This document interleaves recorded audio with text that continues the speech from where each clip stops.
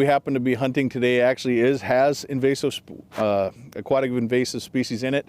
It has curly pondweed and it has had New Zealand mud snails. One of the first things I always do is make sure I get the drain plug pulled. Even this time of year, decoy strings and dogs and everything jumping into the boat, you get a lot of extra lake water. You got wader water and all kinds of stuff that comes in.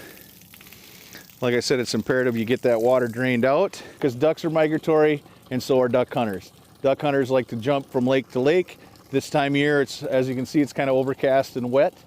Plants, turions, zebra mussels, anything could survive till tomorrow. This happens to be a Saturday, so guess what? We're going duck hunting tomorrow morning. So you make sure you drain and dry this stuff as good as you can. You want to come up and make sure you check. Most waterfowl lakes have got a good abundant vegetation supply in it. Make sure you give your trailer a good look over. As you can see, there's a piece of curly pondweed. Like I said, this lake has curly pondweed in it. And make sure you give a real good eyeball job on the duck boat itself. Moving to the rear of the boat, always make sure to check the propeller. And here again, as a lot of times you'll find a shard of curly pondweed, and all it would take was a fragmentation of this pondweed.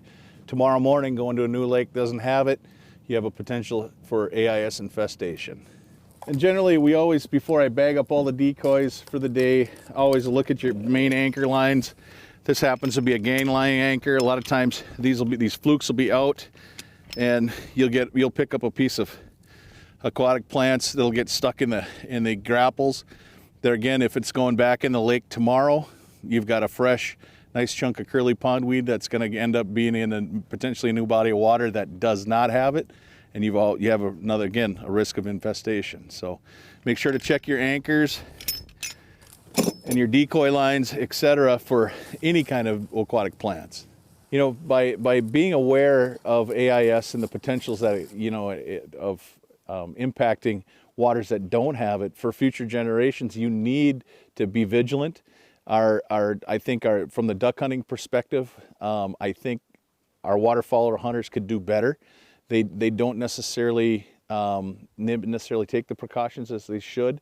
They need to, because like I said, they're migratory just as well as the ducks, and they're moving all over the state. And if you ever want to keep your waterfowling heritage, such as it is or was, you need to be vigilant in preventing the spread of AIS. AIS isn't just for anglers. Everyone who enjoys our waters, no matter the season, has to do their part to preserve and protect our native species and our Northland outdoors.